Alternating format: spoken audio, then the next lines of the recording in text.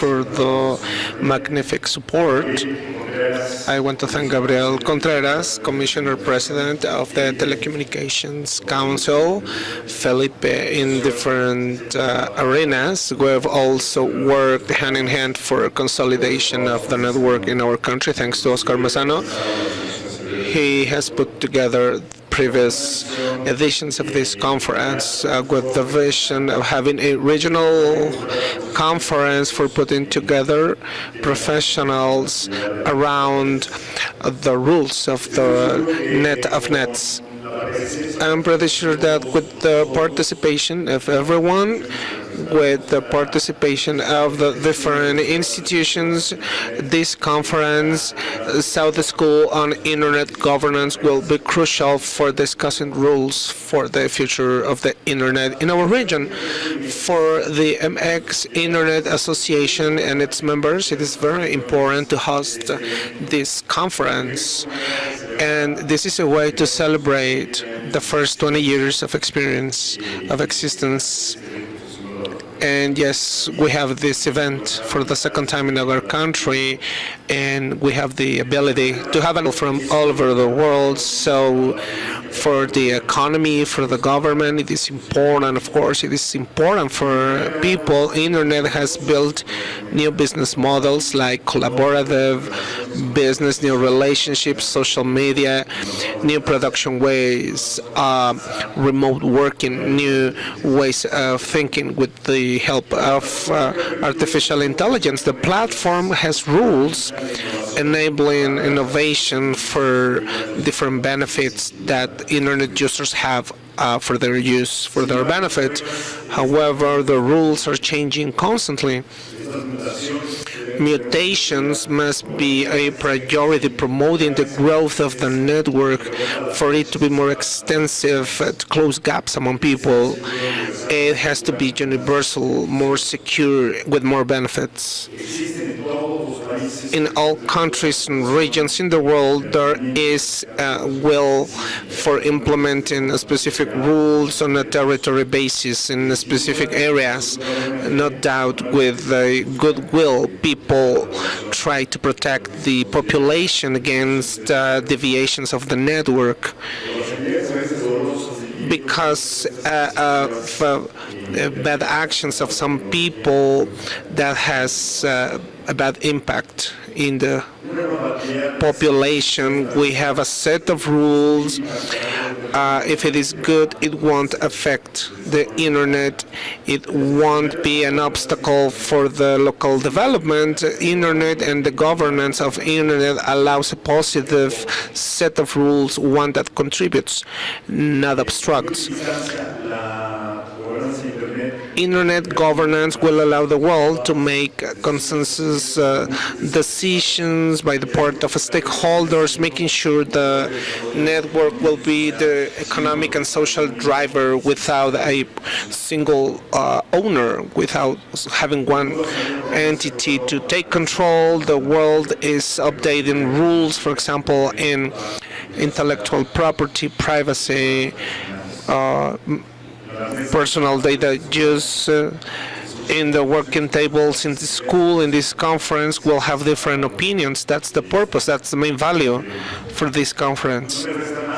Without further to say, I have to say welcome to the South School on Internet Governance 2019. Welcome to Mexico City. I hope this meeting will be beneficial for everyone, for our country, and for our region. Thank you very much.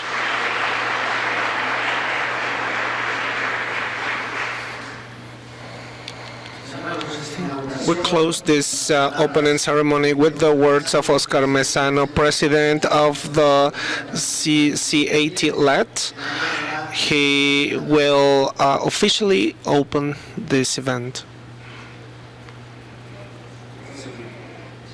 Thank you. Governance. I welcome everyone to this 11th edition of the school. I thank all officials joining us in this opening ceremony, hoping they'll be part of the sessions in the upcoming days. With the experts, I want to thank the Ministry of the Economy I want to thank the Mexican Internet Association for co-hosting this event. They are very professional and they have a professional staff.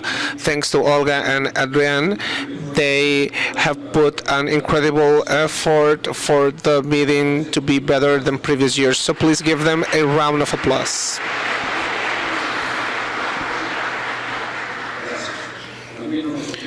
Let's not forget of the sponsors. Thanks to them, we have 240 people with scholarships coming from the region, and I want to talk about the trainees. They work hard to be part of this event, or the main objective of this 11 years supporting the works around education. Education is the passport for the future. Tomorrow belongs to those who are prepared today. Said by Malcolm X, this is in 1965. This phrase created a great impact at that time. Today is more important than in the past. No one can deny what the internet revolution has achieved. It is not necessary to detail this phenomena. Everyone has multiple experiences around this, so it is not necessary to talk more about it. But it is important to take into consideration the next revolution in place. It's much more disruptive than the previous one, going very fast, not measurable at this time. The Undersecretary has talked about it. The technology made of robotics, artificial intelligence, and the quantum computing will trigger changes that will be difficult to evaluate and predict in the future. But let's go back to the topic of the passport and how it is important for education. For that, we need to start talking about the difference between a job and work or labor, which today is a synonym. In the future, it won't be like that because jobs or employments will disappear, but labor will not. Labor in the hands of the owners of the passports, talked by Malcolm X. In the task we have that we endorse for putting together the knowledge for the benefit of the trainees, for the public, we tell the students, listen, ask a question to the 48 experts that will be delivering presentations these 5 days. And Charlie Leon also talked about it. Thank you very much for joining us. I'm the last person to be here in this panel, so I officially open the 2019 South School on Internet Governance. Thank you very much. Thank you very much. Now we'll have the official photo, and before giving the floor to Olga and being told, I have to inform you something very important. Those coming from abroad, please, no concern, and this is about earthquakes. If we have an earthquake, we all have to walk towards the columns over there, and we have to follow directions. This is a recently renovated building. It has strong foundations. It shouldn't be any problem, but this is the official message by the part of the Civil Protection Department. Now it's time to give the floor to one soul, one driver, Adriana. She's soul and driver of this school. Olga Valle, thank you very much. The floor is yours.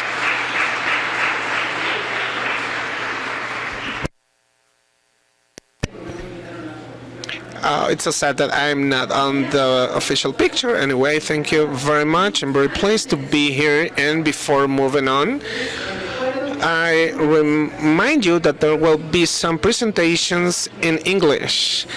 If you need simultaneous translations, please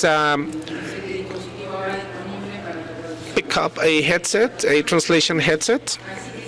There's a service table over there, so if you want to take a couple of minutes to do that, please do so.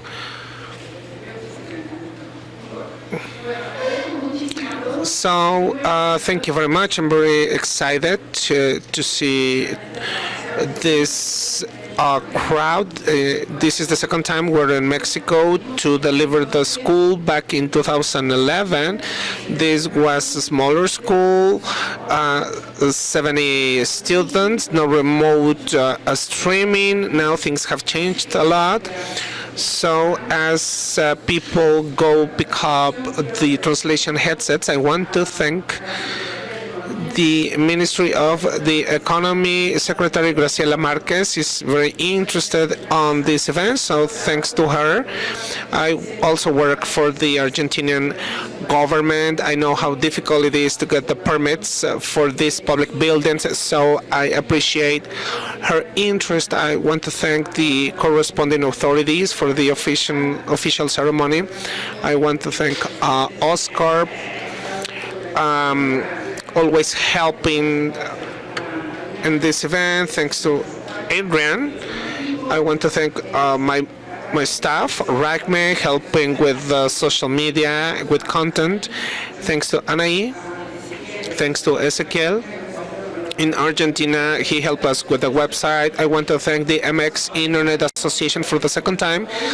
They have hosted this event. None of this is possible without the support of our sponsors. I'm going to name them in alphabetical order so no one is left out. Affiliates, Amazon, Arin, Ally, and this is the list of companies supporting the event.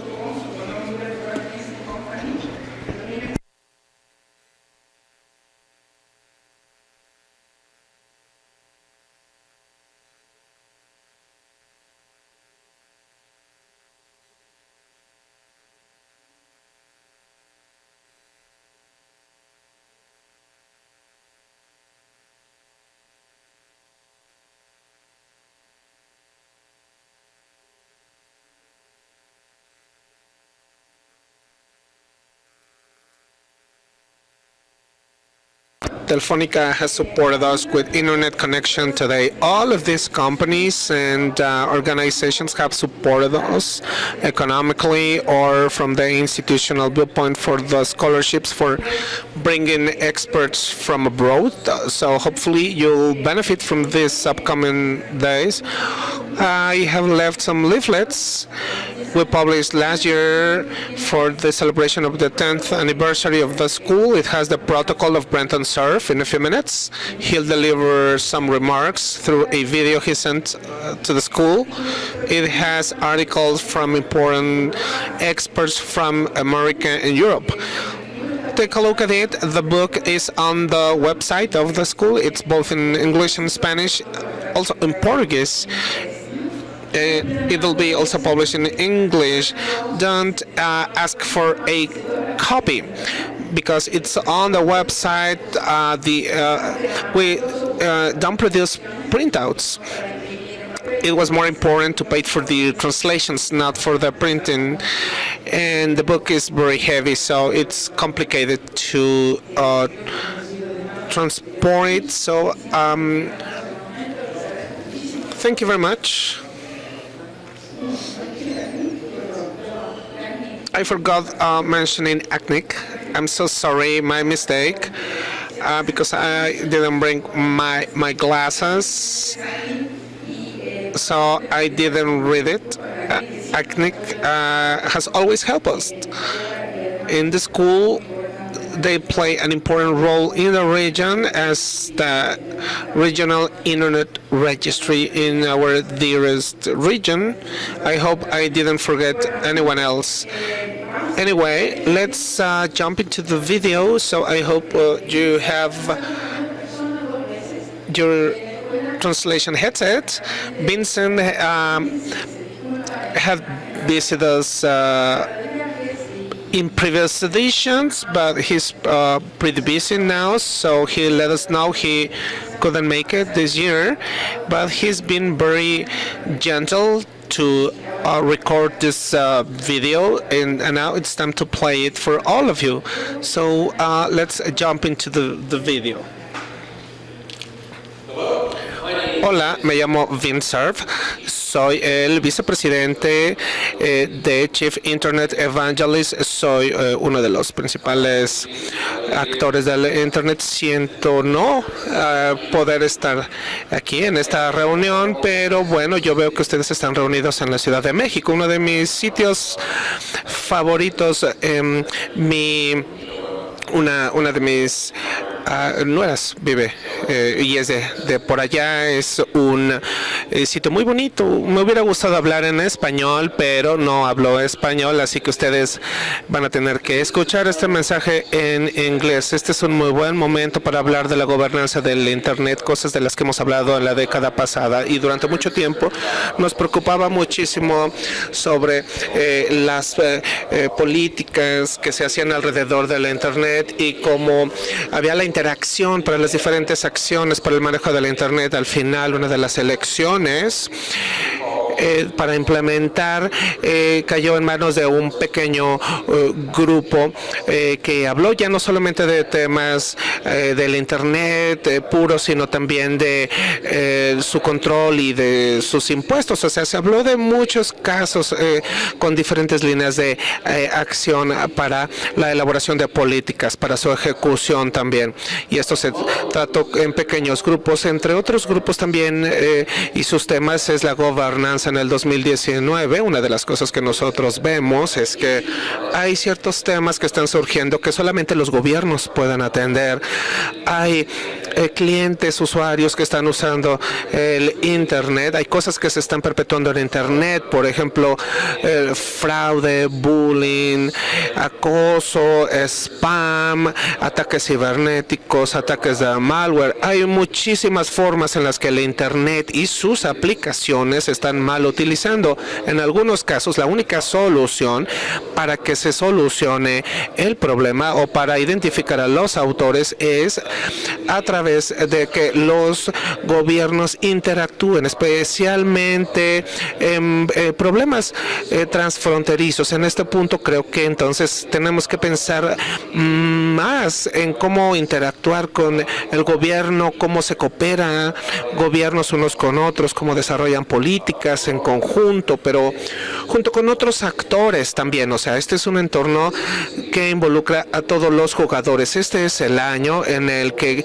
tenemos que definir qué papeles juegan los gobiernos y qué secciones o qué departamentos, qué ministerios de los gobiernos son los más apropiados para adoptar y para implementar, para hacer válidas las políticas. Vemos que la privacidad se está convirtiendo en uno de los más principales temas. Una de las iniciativas más visibles viene de la Unión Europea y se llama la regulación del manejo de los datos personales. Y aplica no solamente para la Unión Europea, sino para otras partes del mundo. Es útil también para las políticas. Si se están haciendo políticas adaptadas, es importante una de ellas que aunque haya variaciones, de cierta forma encontremos una forma para que haya interfaces entre los países que sean interoperables o compatibles, especialmente cuando hablamos de que es necesario identificar, por ejemplo, a una parte, alguien que esté causando un problema hacia una víctima que viva en otra jurisdicción. También hay aspectos positivos en esta historia, por ejemplo, el encontrar definiciones comunes, identificación a través de fotografías, firmas electrónicas que se puedan utilizar en casos legales internacionales. También para eso será importante, es decir, también la contribución para hacer contratos internacionales, comercio internacional. También hay aspectos positivos, por supuesto, que esto mejora gracias a la compatibilidad e interoperabilidad entre las fronteras. Esto es una vista general de estos temas. Espero que a lo largo de estas sesiones no solamente ustedes platicarán de estos temas, tratando de categorizarlas, de ordenarlas, para ver en qué foro, en qué plática quede mejor, sino que también ustedes puedan hacer sugerencias de normas o tratados o leyes que le permitan a los países trabajar los unos con los otros para que Internet sea un sitio más seguro y más productivo de lo que es ahora. Muchísimas gracias por escucharme. Lamento no estar en persona, pero bueno, los veré pronto. Muchísimas gracias.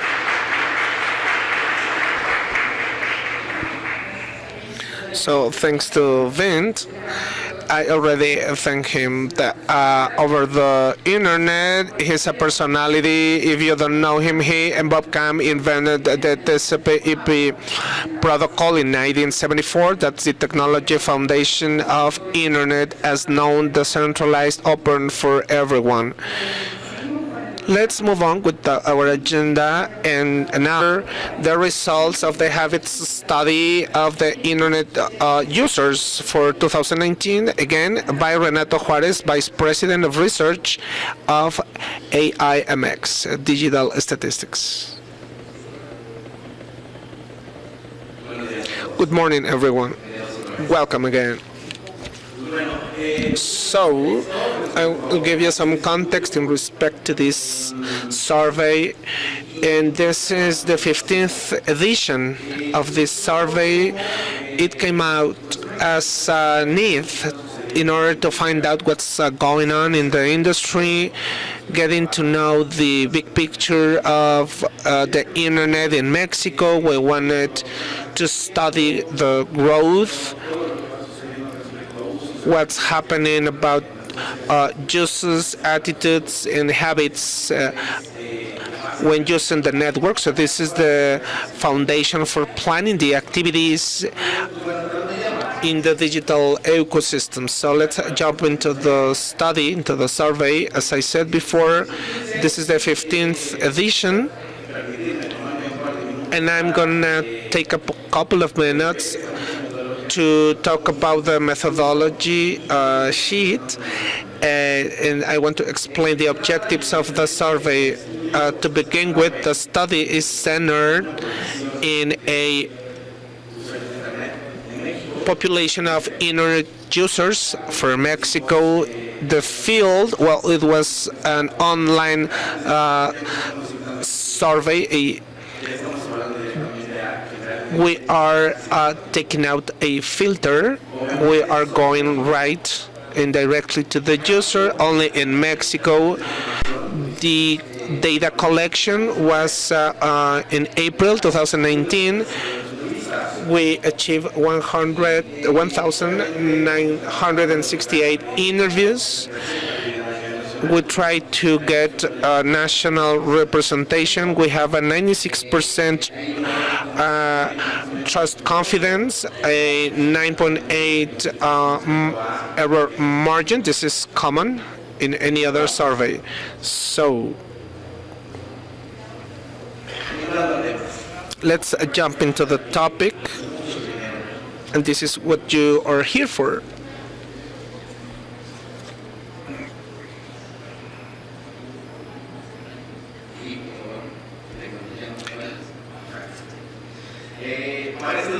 For 2019, we reported almost 83 million Mexicans connected. Very important to determine the universes available in Mexico, because we are counting as internet users people of over 6, and this has different sides. One, because we are considering an internet user as an autonomous person able to access the tool with the hardware, aware of the tool. So if my daughters use a tablet, if they are connected watching YouTube, it doesn't mean they are internet users. So here I'm talking about people over 6 years, evidently. 83 million internet users in Mexico. It means that we have a penetration of 71% in this universe of people of over 6. It's extremely important because at this time we have growth rates of 4%. In previous years they were double digit. It has to do with the use of devices. It is to say, today it is way easier to access the internet through a smartphone that has not the same cost of a computer of other device. So this is part of what's happening in this country. Good news. Good news. Talking about equity and gender, 51% are female, 49% males. This is important. In previous years, in previous editions of the survey, the majority of people connected in Mexico were males. Today, this is adequate to the demography of this country, so males and females are connected equally when it comes to the economic levels.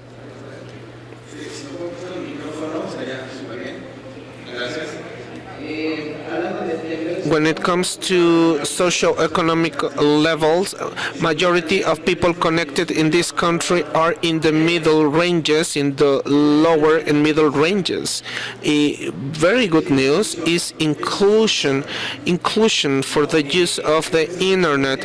What do I mean by this? In the lower segment, it has grown by 5% in the last year. In the association, it's very important that the base of the pyramid is getting connected, that the demography of this country is changing according to what happens with the internet connections. So, in this percentage, if we talk about the age, we know we are not that young country. The country has an average of age of 27 years old, and that's happening also with the internet. And all the segments are very segregated. Practically in all the age segments, people are connecting to the internet. Also important for us is this segment here in the bottom part, people of over 45 years old. This segment of people of over 45, they are going digital. They are trying to incorporate internet in their daily lives. 4 or 5 years ago, the segment had a smaller penetration. Tourism has to do with this. I mean, in the past, in Mexico, we were able to purchase air tickets in the airport or in travel agencies. Today, those ticket fares can be purchased in the internet. So this is a change in the habits of Mexicans. We are adapting ourselves to the internet. The internet is also adapting to us. It means a hard work by the government, by companies, by everyone in order to make things easier. So also part of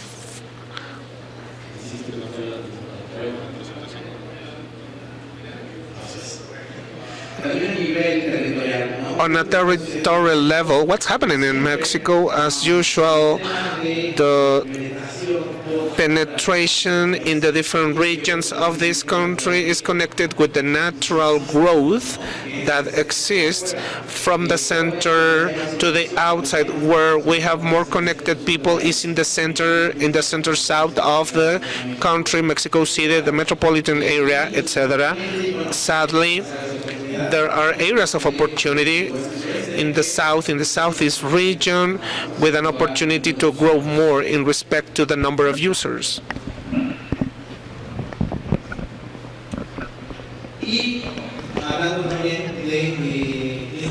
And talking about these same distributions, with respect to the internet users segments, we are also measuring, we've been measuring for these 15 years access barriers. These access barriers in Mexico, mainly they have to do with perceptions, because a slow connection, there's no definition on a slow connection. We all have our own version of this connection is slow or fast.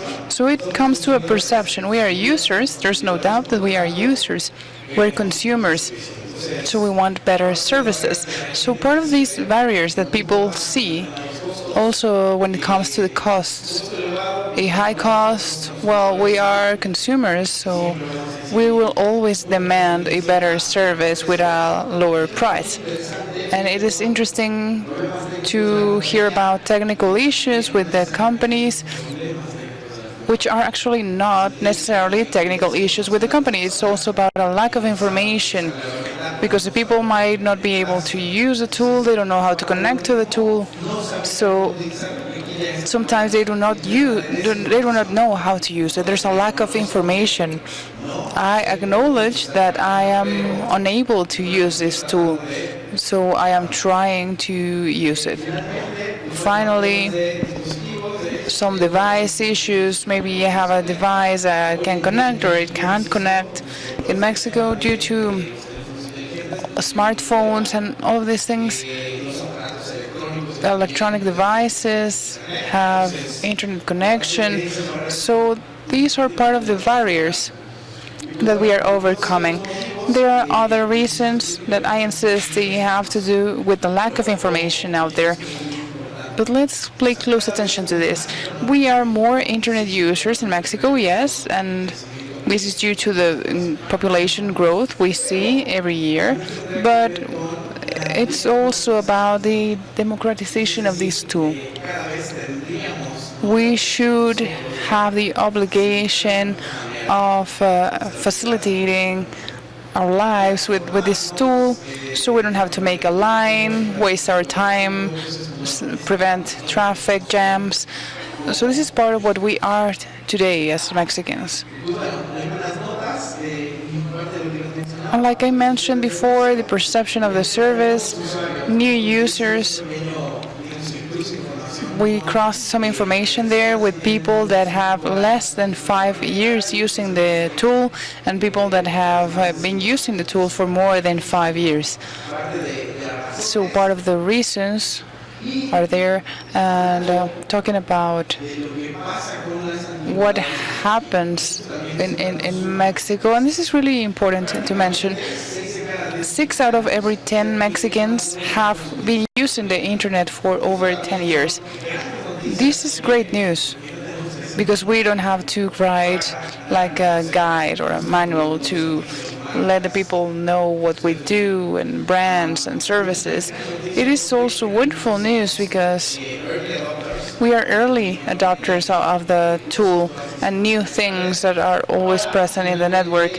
So we can realize that these growth rates have to do with people that are 45 years or older, which is the information that I gave you before. So what does this mean? This means that this population in Mexico have no other choice but to start digitalizing and using the tool.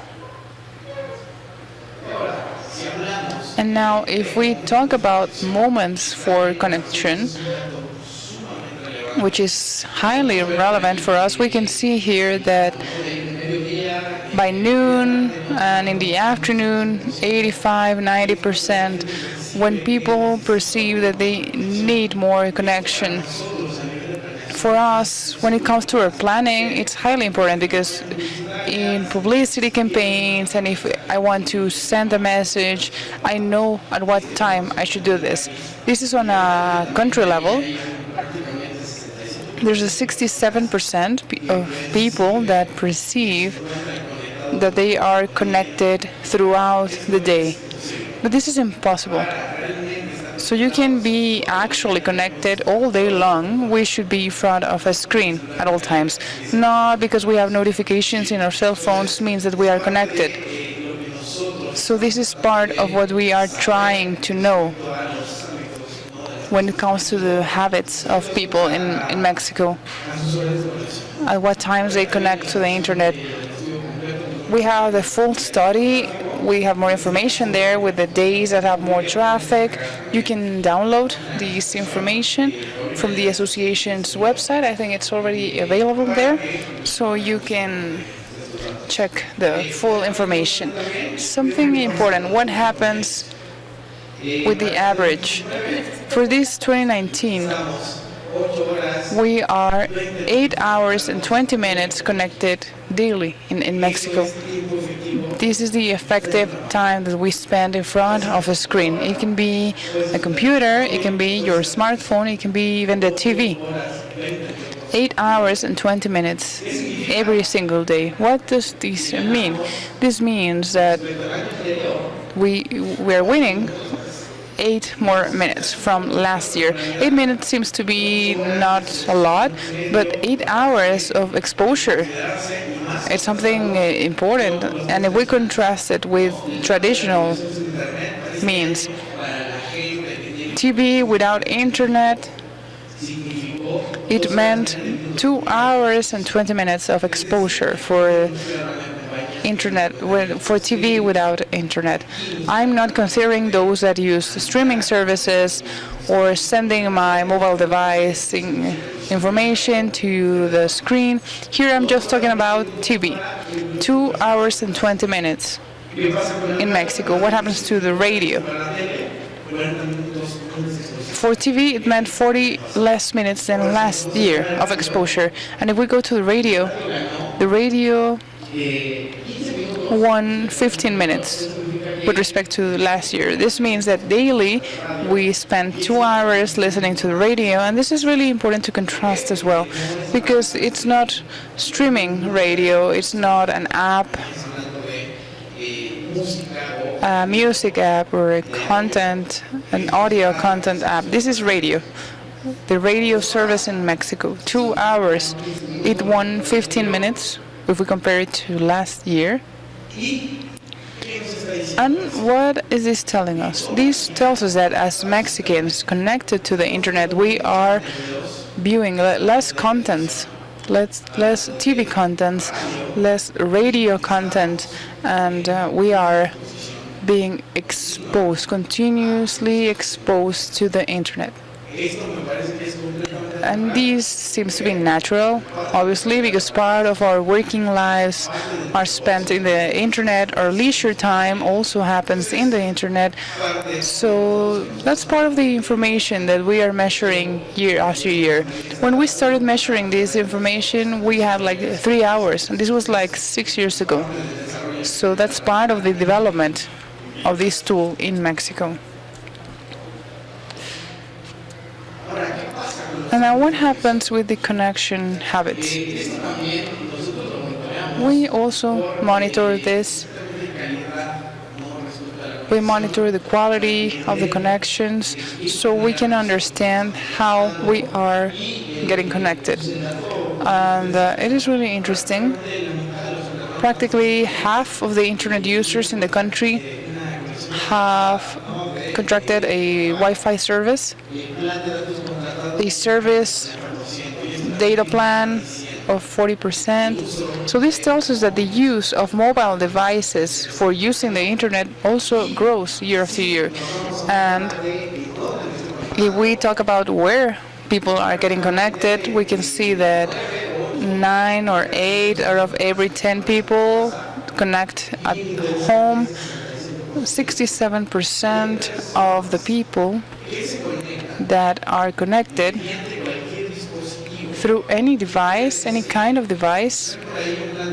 Maybe they have a data plan on their smartphones, or they have a prepaid plan.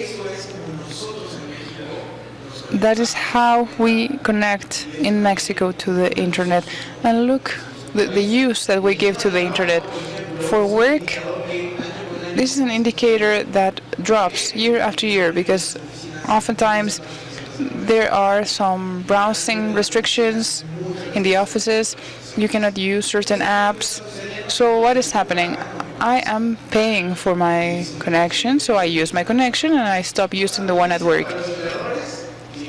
Good news for the employers, they have a better bandwidth, and for public spaces we have some free connection, free Wi-Fi. It's still present, but it's not a number that's been growing, but we're trying to make it grow because we want to democratize this tool. This is part of what we are doing as internet users. How are we connecting? and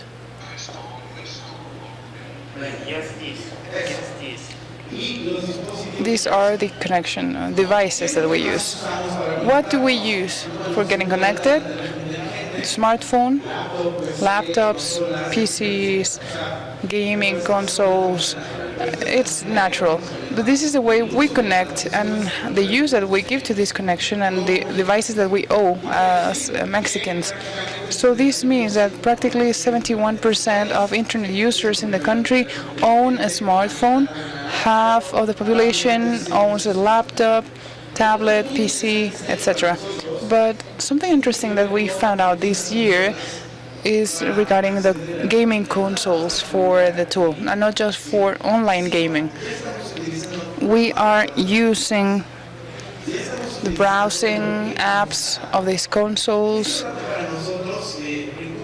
So these really spiked from one year to the other, but it's also due to the demographic composition of the country, because the average of a gamer here in Mexico is 30 years of age. So those that are old but like to play games, we like to get online and to play, and that's normal for us. Something also of interest to us, and this is a new topic. 3 out of every 10 people have a wearable device. What's a wearable device? It's any device that has internet connection, that can have an internet connection via Bluetooth. It can be a watch or a pair of sunglasses, a ring. There are many accessories that have internet connection. So in Mexico, we are now on this wearable trend. 30% of the population in Mexico is already using wearables.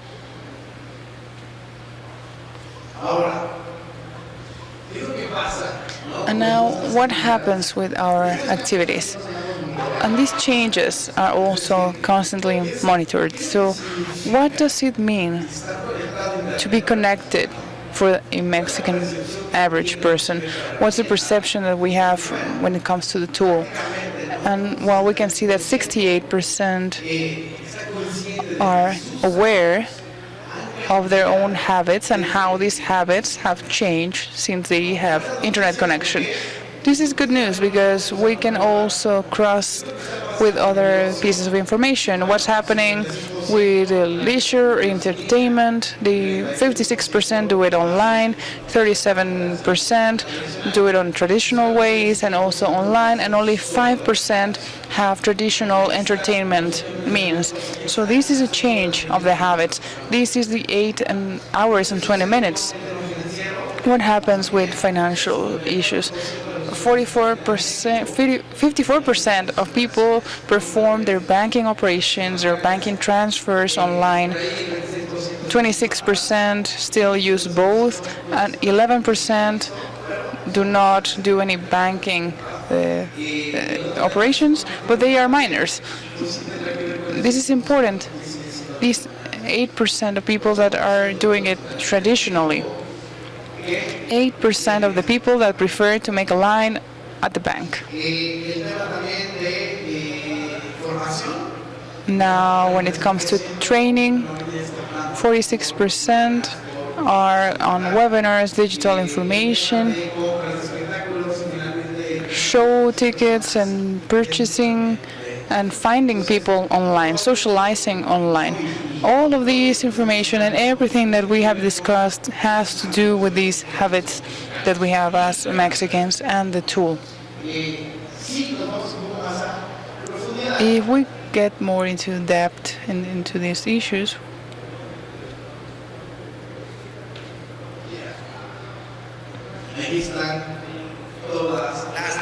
we can see here a list of all of the activities that we perform online as Mexicans. Practically everyone is present in social media. That's normal. In second place, chats. And we can cross this on a commercial level as well. We can be talking about the efforts in social media like WhatsApp or chatbots within social media. or the use of communication that we provide to this tool. In third place, sending and receiving emails, searching for information. It's still in the top 5 of the activities online in Mexico. Maps. And this is something that since last year has been shocking for us because virtually 70% of users use maps frequently. Whether you have a vehicle or not, we use maps. So these tools, we are incorporating them into our lives, and these changes our habits.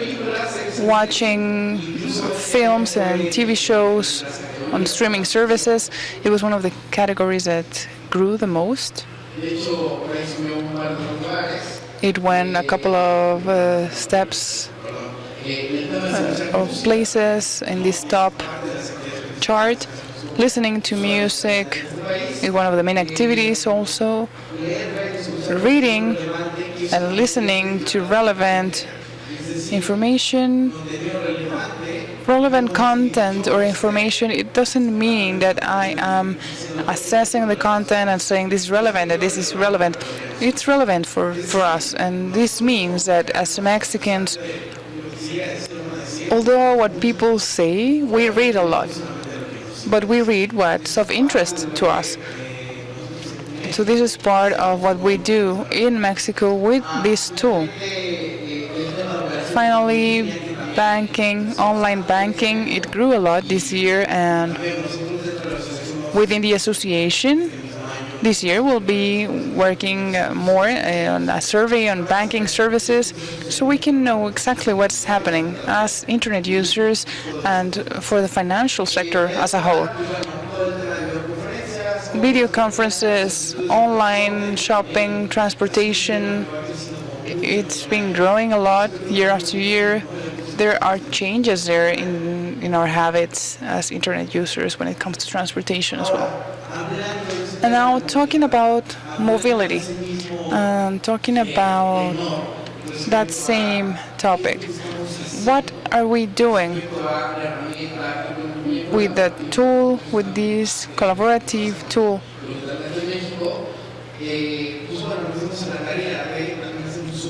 We are also zooming on this topic so we can know that 4 out of every 10 Mexicans use online transportation services. They ask for transportation services online at least one a day, as well as other transportation activities like going to work, going home, going to a restaurant, going to a party. So 4 out of every 10 people request a transportation service online.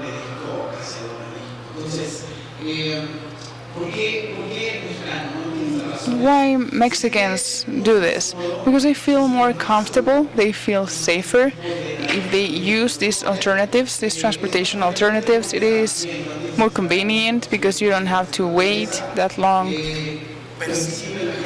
And people think that in Mexico they get a better service if they choose these alternatives, and the price.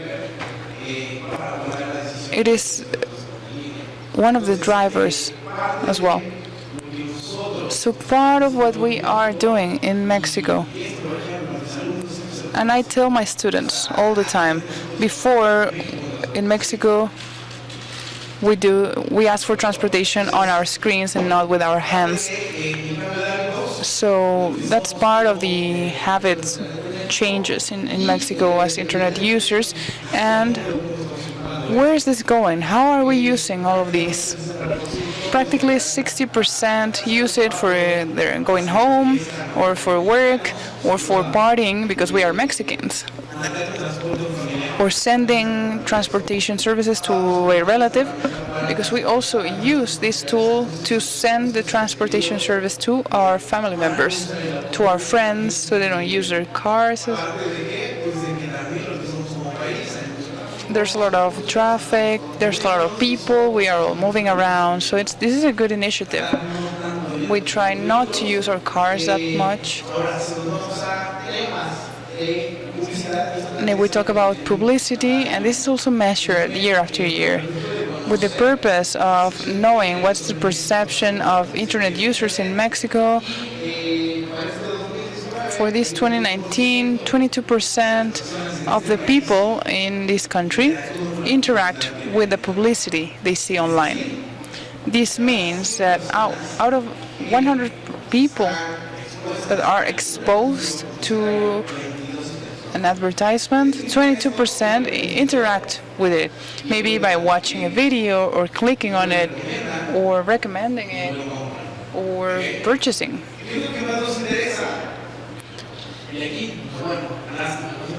And we cannot see the full image here, but this is really interesting. For this 2019, this changed drastically. The most interesting thing for us are films. In second place, clothing, shoes.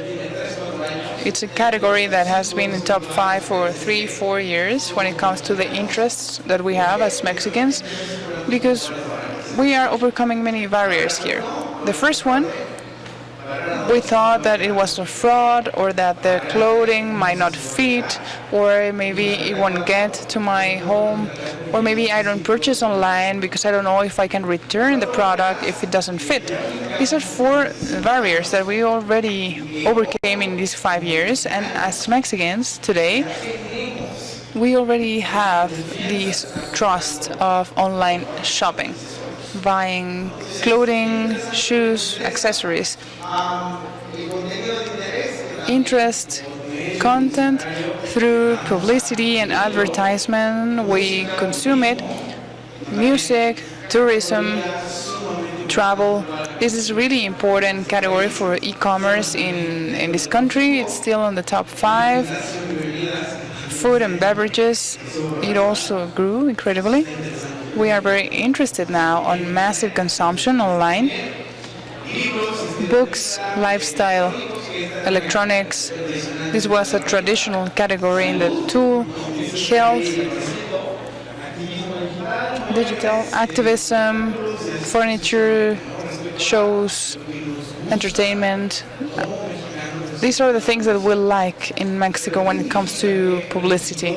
But what does it mean that 22 out of every 100 people are interacting with the advertisements?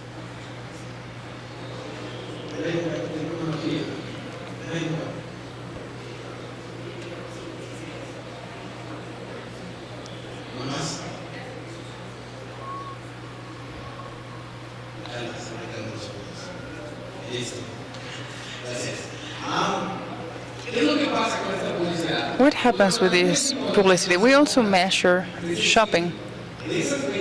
Out of these 22 people that interacted with the advertisement, 61% ended up purchasing that product or the service, getting that service. So in Mexico, we have an efficiency of 14%. Out of 100 people that interact with online publicity, 14 people ended up buying that product or service. So the people, of these 22 people, the 8 people that did not purchase the product, the reasons are quite simple. I'm not convinced by the offers. I don't have security or safety on the online purchasing. I'm not interested. I don't like it. I don't have money. That's really important, always. I prefer to go to the store. I don't have the need to buy it. But less and less people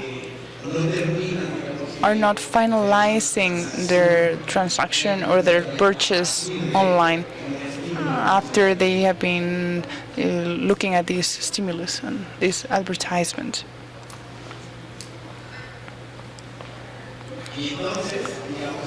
So this brings us now to social media. Practically any internet user in Mexico has at least one subscription to a social media service. the only ones that are not part of these are minors that should not have access to social media, or people that had some issues with these apps and decided to close them. But practically anyone with an internet connection has at least one social media. What are the most used in the country? There is no surprise to see Facebook on the top, WhatsApp, YouTube, Instagram, Twitter. Year after year, it has been decreasing. Waze, LinkedIn, and we can continue with the rest. That's what we use in Mexico, and it is important because in average, as a country, we have 5 accounts, 5 different social media accounts. We have these top 5 and maybe another one of our interest. Twitter has 10% less penetration than last year. Waze as a social media has increased if we compare it to previous years. And I insist, part of what we are as Mexicans, if we cross this information with the activities that we perform online, we can realize that the first activity is social media. So it's not strange to see this penetration of social media.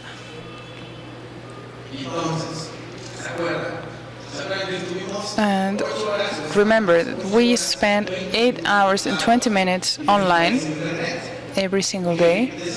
Out of these 8 hours, for how long are we on social media? 3 hours and 31 minutes is the time that we spend out of those 8 hours. So 31% of our connectivity time, we spend it on social media. We won a couple of minutes. If we compare it to last year, it's not really that important, that change, and our smartphones became the most important device for social media in our country. Here we can see this pie chart. We can see how we use these tools, and if we cross-reference this information to what happens with the connections, it makes a lot of sense. We are not connected to our work network, so the use of laptops and desktops is not that relevant for social media. It's always about mobility and about smartphones.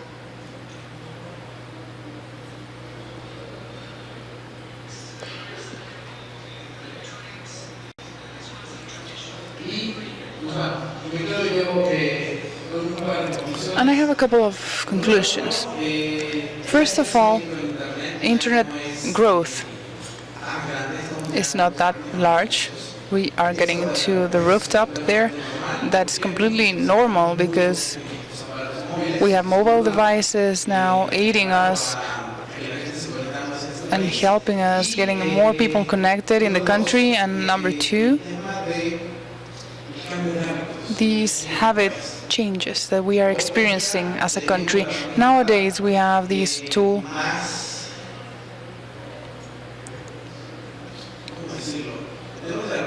How could I say it?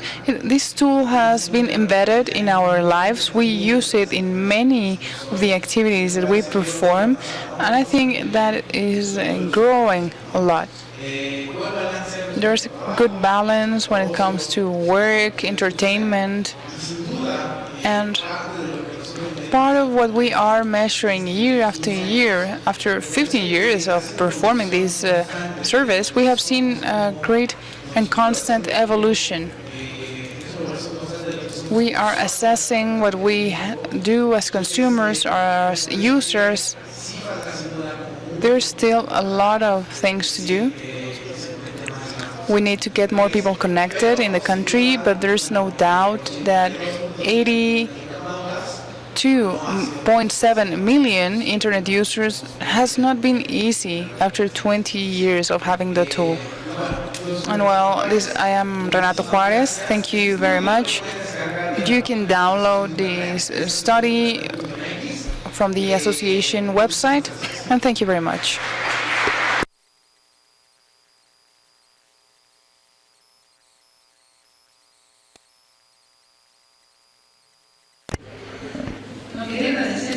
So I wanted to say thanks. I'm so impressed for the survey. It is focused in Mexico, but non-Mexicans also get an idea of different categories that can be connected to other experiences and places, and it's downloadable. So since we are running a little bit late in the agenda, you may approach Renato over coffee, and congratulations to our friends of the Mexican Internet Association. Renato, again, thank you very much. A round of applause for Renato, please. Thank you.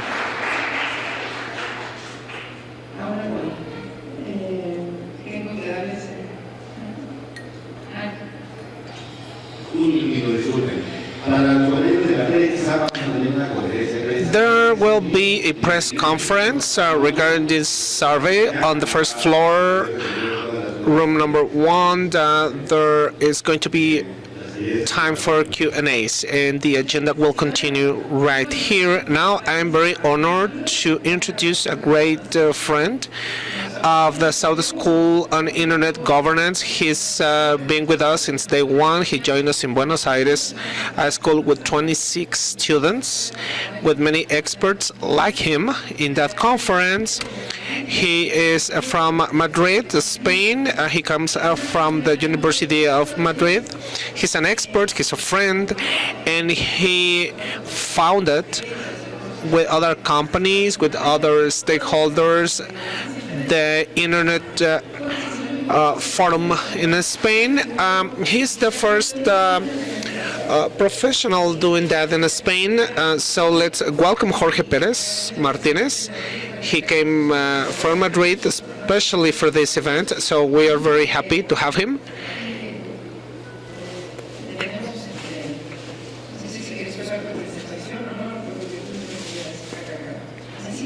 So, Jorge, welcome.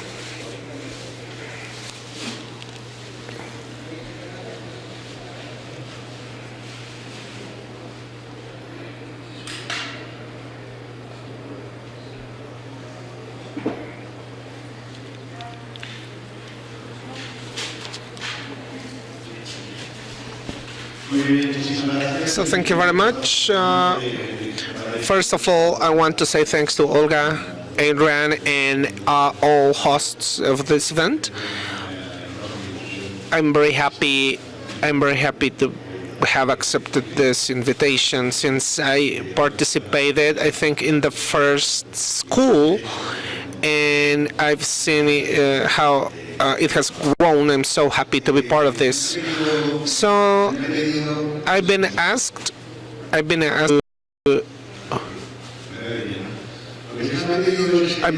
to deliver a 20 or 30-minute presentation talking about who governs internet. A recurring question. It seems to me a lie that at this time we are even asking this question. We're still asking this question. This is the number of users of internet. 57% of the population distributed among countries, many differences in social media, 45% of the world population. And this is funny. Look at mobile devices, 67%. It's funny because we don't ask ourselves this question when it comes to telecommunications and devices. Who governs telecommunications? We know that perfectly. No problem by answering that. However, when it comes to the internet, it's not the same. So what happens with the internet? What happens is that we don't know what the internet is, even though for some people it is one thing, for other people it is other thing. Internet is a communications paradigm established, as you know, 50 years ago. It has grown, and it is a paradigm executed by multiple parts, by multiple people, institutions, etc. So what happens is that it has just grown with the world.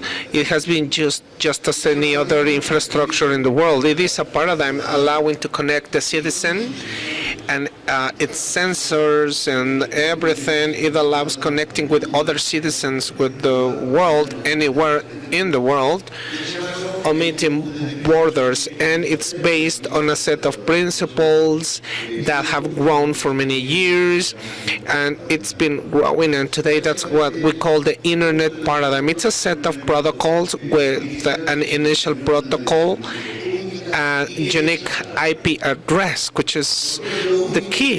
It's the key. It's the only thing when our packages travel among the networks.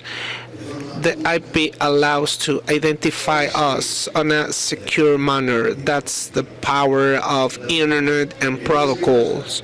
What happens that the founding fathers created that as the network of networks. We have networks everywhere now. We are sending from end to end. At the beginning, it was connecting. It was about connecting one IP address with another IP address. Agnostic one, encrypted. Sometimes people don't want to know the information inside of the messages. And we have another element. Now we have this multi-stakeholder governance approach. We all perceive internet as a huge global public asset. So we have to govern it by the part of all the stakeholders with these same criteria. But ladies and gentlemen, this is internet. Internet is a set of ecosystems, very complex, and different presentations before mine have talked about it. It is a platform of transportation. Everything is a platform, but we need identifiers and protocols to work. It connects us, so to speak. It connects all of our life. That's what we do when we connect to the platform. It connects all the administrations, all companies identified with an IP address. And in the middle, there is a huge process of data collection, information, that through a set of enabling technologies, iCloud, big data, allow a set of services, unimaginable services like Uber. So thanks to this, internet has been able to get an innovation of services that we users just love, because more than a business, it seems to be free business, apparently free. So internet work, those billion people connected, because there is governance, because there are rules. What are these rules? And who's responsible for the rules? The one imposing them? The one who complies? The one responsible for its impacts? And the rules can be subject to the participants.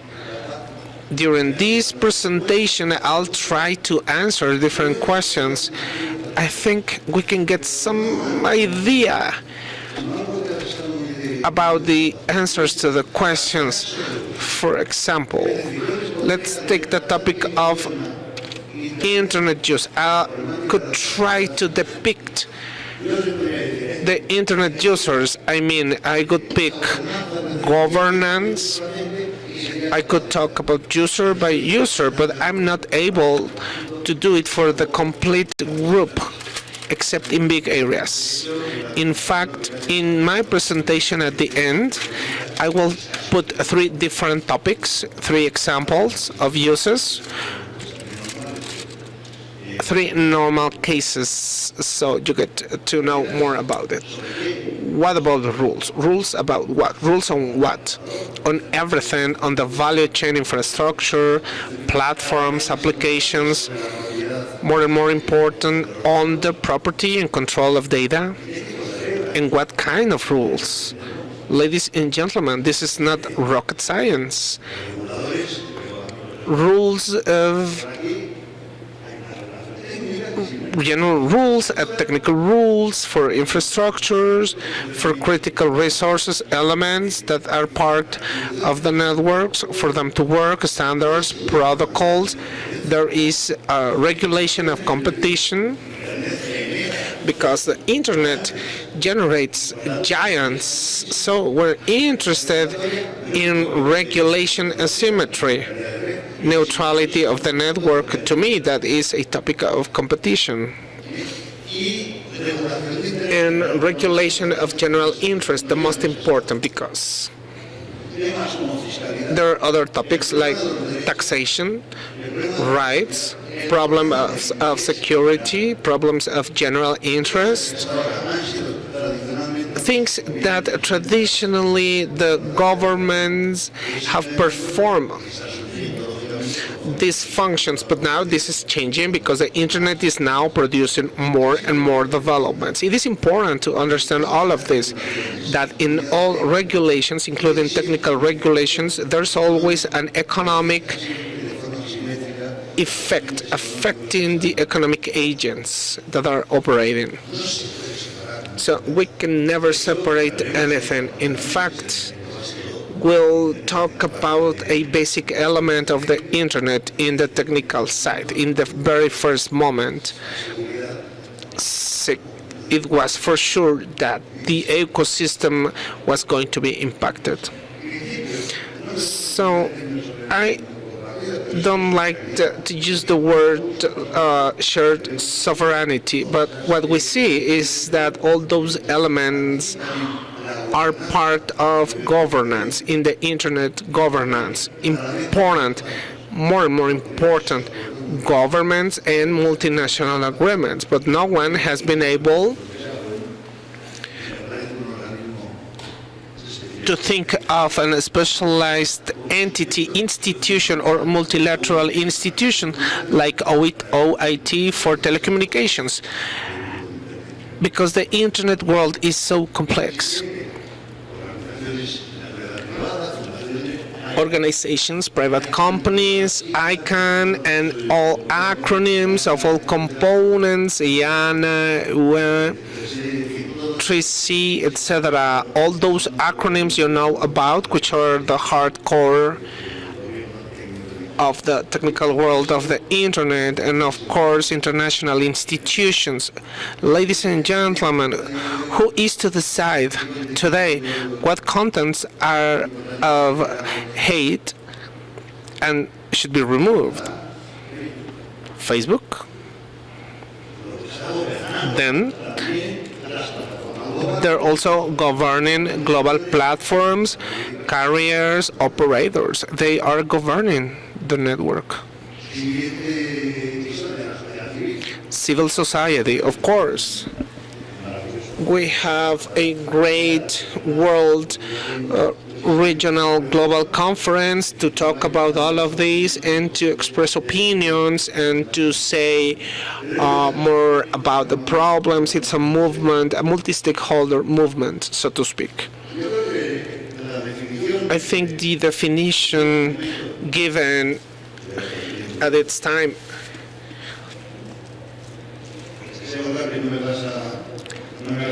now I have to make a pause and now think about the time I have for this presentation. I tend to extend always my presentation anyway. This is the multi-stakeholders government or governance is very interesting. We use the word governance, but this could be applicable to the internet governance in the functions of the stakeholders, and this is the magic word, in the functions of each one, not clearly defined, never defined, and there are the norms, procedures, decisions, etc., etc. I think the best in order to understand how this works is with three examples. One is the government. The question is, who governs the critical resources of the internet? How do they manage? How are they to be managed? A second example is because of the interest, because of the regulation, because of the central governments. All of this is a very critical aspect. Privacy and security in the post-Snowden era, which was kind of an information tsunami. And I have a third example, the problem of content removal, fake news, etc. So I think that if we understand these three examples, we can understand how the internet in fact is being governed. Government of critical resources. We talked about critical resources of the internet, and this is about everything that is necessary for the internet to work. But what is more important, is it necessary to be governed centrally? That's the key. It's the resources that are necessarily centralized. They have to be coordinated. They cannot fail. So they're the hard core that has to be absolutely coordinated. Not applicable in one country, in one territory. No, we need a clear definition. What is this? Of course, our digital identity, because the others can be changed, is the IP of the devices, necessary protocols, and so what has happened is, and you know, this is coordinated by ICAR, but it has not been the case at all times. It's like critical resources. In 2005, 2006, this topic appeared. I started to talk about it. John Postem, Binter, to me, they're the internet founders. They used to handle all of this available there. Then there was the IANA institution in place, depending upon the Department of Commerce, and then after multiple problems, difficult procedures, and the control of IANA passed to ICA, so we have a place named ICA, which is a meeting place where all stakeholders talk about coordination, and ICAM characteristic, because they have a board, is the multi-stakeholder approach, which is not many times, it's not well understood, because it is not in this kind of institutions and its components where we find participants of the private sectors, of Google, of phone carriers, Uber, etc. No, of course there are representatives, but they are not selected as representatives of those institutions. But they are people at the business level, at the government level, etc. Relevant expert persons selected through more complex processes that are the topic of other presentation. ICANN is the one multi-stakeholder institution available today with a huge responsibility that at the beginning created huge tensions in the governments, specifically with some governments, and with its competitor by nature, another UN institution, the UET. That was the way in which the telecommunications regulations occurred in the past. It's curious, and some of us have experience here. I know ICON and the control of critical resources, and that has gone through very complicated processes sometimes. Anyway, I always cite 3 or 4 people who were in the Dubai conference where governments wanted to have more control of the internet. Every time there was more a massive surveillance, and then whenever there's a crisis, governments try to recover, or more than to recover, to act or to have more weight in the control of the critical resources. But there is one reality. Now I observe it at the distance. Every time there has been a process of this kind, ICANN has been stronger.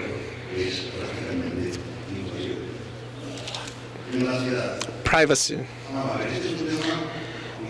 This is a very interesting topic, privacy. Privacy more understood in the most basic sense, like surveillance. It's governments, other countries, but the internet problem is that everything is so clear about territories and sovereignty, but what happens with the extra territoriality? Typically, this is controlled through very complicated international agreements not applicable to the internet.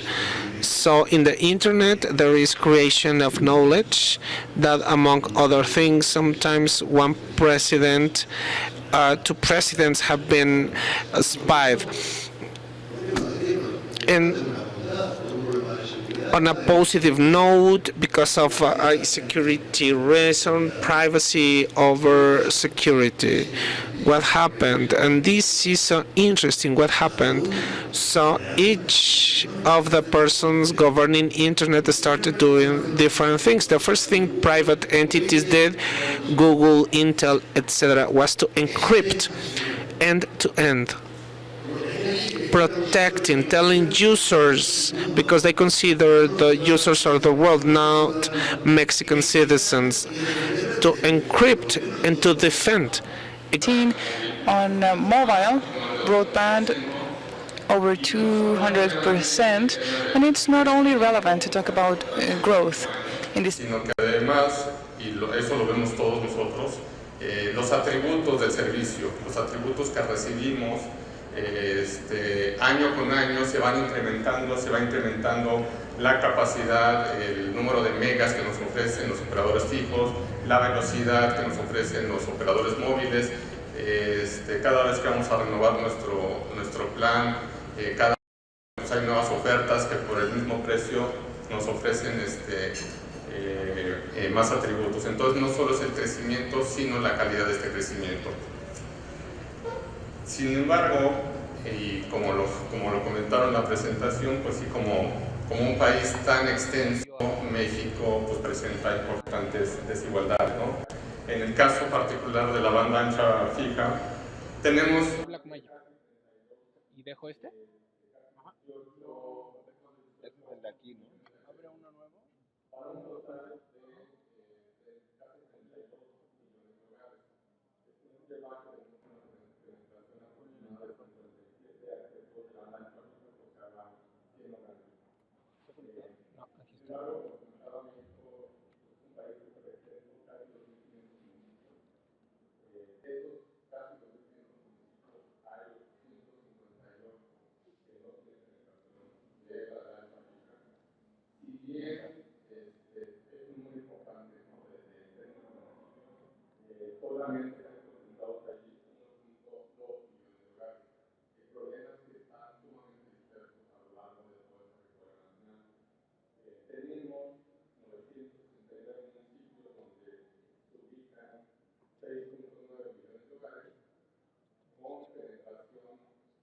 ¿Dónde lo monitoreo yo? O sea, pero salida final en la página web, pues.